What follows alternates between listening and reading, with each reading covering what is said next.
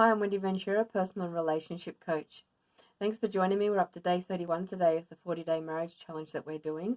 I'd love to hear how you went yesterday with building unity, and part of that challenge was to write out a personal marriage vision statement and put it on the wall where you can see it so you can focus on it. And you probably noticed that as you do this exercise, it's going to bring more clarity and awareness around things that are actually getting in the way of the marriage and stopping you from uniting and moving towards that vision. And if anything's coming up for you that you'd like extra support with, let me know and I'd love to support you through that. But today we're talking about looking within and changing ourselves. So when we enter into marriage, it's really easy to all of a sudden notice the faults in our spouse and see the differences, and to let those little irritations get bigger and bigger over time as we sort of bring them up, and our spouse doesn't change. And it can really be a source of tension and conflict within the marriage. Now, I'm not talking about the bigger issues that involve sin or some moral issue, but just the little personal differences, the little irritations. So, for example, thing that annoys me about my husband is that he's always focused on the details.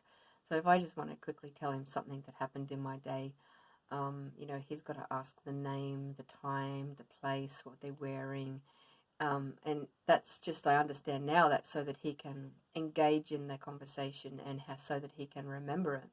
And that's the way his brain works. But that used to really annoy me.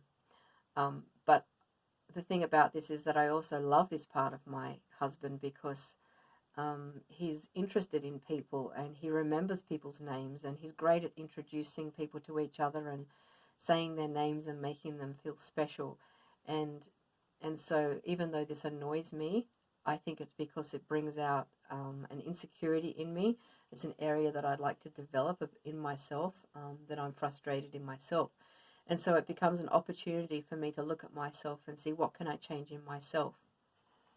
And then other times it can cause us to look within and see areas that maybe it triggers a sore point because we have areas we haven't healed or worked through in our life, or maybe it's just something that we just need to accept about our spouse and come to that place of acceptance and surrender it to God and just focus on the positive instead, and love them for who they are instead of looking to love them for who we want them to be and waiting for them to be that person first. That's not really unconditional love, and we're going to talk more about that tomorrow. But during the dating period, we all present the best that we can. We want to look our best, smell our best, and behave our best. And it's often a shock then when you actually marry this person and live in such close proximity with them that you discover that there's parts of this person that you really don't like, or that really upset you or really annoy you. And the more you focus on this, the greater this tension is going to be.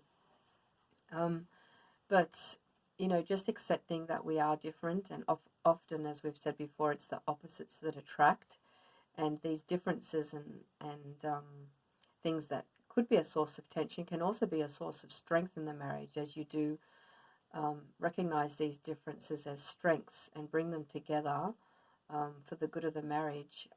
It can be amazing. But when we get caught up in the frustrations, I think we're going to overlook that and never get that opportunity. So also, God has, the Holy Spirit's job is to change the other person. It's not our job. So if we get in the way of that, we're really getting in the way of God doing his work. And of course, people don't want us to change them. They're going to resist to being changed. And we went to marriage conference, Jenny Speed, and she has these little rubber ducks that she hands out to all the ladies there.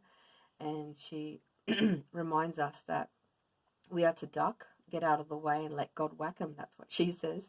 Because when we're getting in the way, we're stopping God from doing his work. Now, obviously, if it's a big issue, there are things that need to be talked about. There are things that need to be brought into the light. We can have those conversations, but once we've done that, we just get out of the way and let God do his work through them. And within marriage, it can be that beautiful, safe place where we've made that lifetime commitment to support our spouse through the good and the bad. And as we do bring out the best and the worst of each other, we can support and encourage each other through that process and allow God to do his transforming work.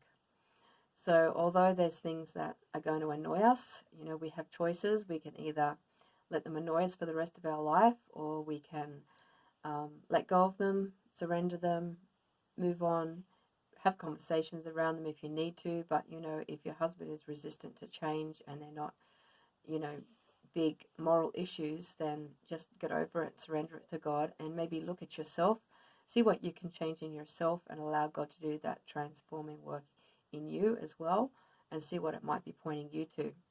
So I'd love to hear how you go with this, and we're going to talk more about unconditional love and loving at all times in the marriage, continue tomorrow. So love to see you back here tomorrow. Bye for now.